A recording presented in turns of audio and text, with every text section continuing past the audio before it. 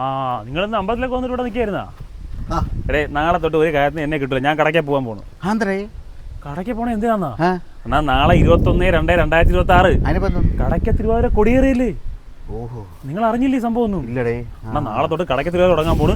ഇനി എന്നെ ഒരു കാര്യത്തിന് കിട്ടുന്നത് ഞാൻ ഫുൾ ടൈം കടക്കിലായിരിക്കും. മാത്രമല്ല നാളെ തൊട്ട് തുടങ്ങി കഴിഞ്ഞാൽ കിടിലൻ പരിപാടികളുണ്ട്. പക്ഷെ പരിപാടിയുടെ ഗതി അങ്ങോട്ട് മാറണം എപ്പോഴെന്നറിയാവോ? മാർച്ച് 1 തൊട്ട് 7 വരെ കിടിലൻ പരിപാടി, അറ്റ് നിൽക്കും പരിപാടി. ഇനി എന്നെ കിട്ടത്തില്ല, ഞാൻ ഫുൾ ടൈം അവിടെ ആയിരിക്കും. ആൽമരത്തിന്റെ പരിപാടി ഉണ്ടെന്ന്.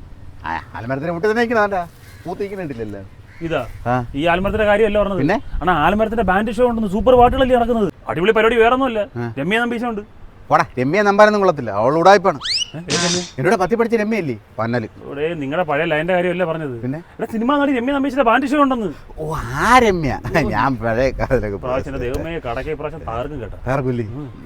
ഇതൊന്നുമല്ല, ഷാഫി കൊല്ലം. ഷാഫി കൊള്ളത്തൊന്നുമില്ല. പോടെ കടയിൽ പറഞ്ഞ ഷാഫിയല്ലേ പാലം കൊണ്ട്. എനിക്ക് പറ്റിയ ചേരാണ്. നിങ്ങളെ ഒരു കാര്യം സീരിയസ് ആയിട്ട് പറയുമ്പോൾ നിങ്ങൾ തമാശ കൊണ്ട് നിങ്ങളുടെ കൂട്ടുകാരുടെ കാര്യം, നിങ്ങളുടെ കൂട്ടുകാരുടെ കാര്യമല്ലെന്ന്. ഷാഫി കൊല്ലത്തിന്റെ ഗാനമേള ഉണ്ടെന്ന്.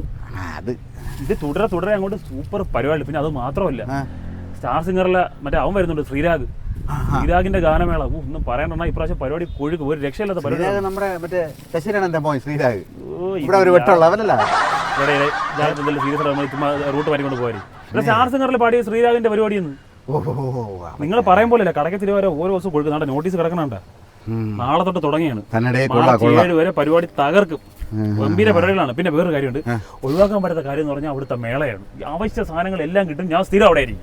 അത് പിന്നെ അറിയാല്ലേ, മേളയെന്ന് പറയാൻ അവിടെ പെണ്ണുങ്ങളും കാണും. നീ എന്നും കുളിച്ചു പോയത് പെണ്ണുങ്ങൾ ഇടയിൽ കിടന്ന് മെഴുകും.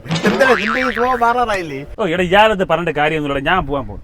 ഇയാൾക്ക് കടക്കലിനെ പറ്റി എന്താ എന്നോട് കൊണ്ടുപോകാ മനു. എടാ എനിക്ക് കടയ്ക്ക് വരാൻ വണ്ടിക്കൂലിയല്ലടാ, തന്നിട്ട് പോടാ.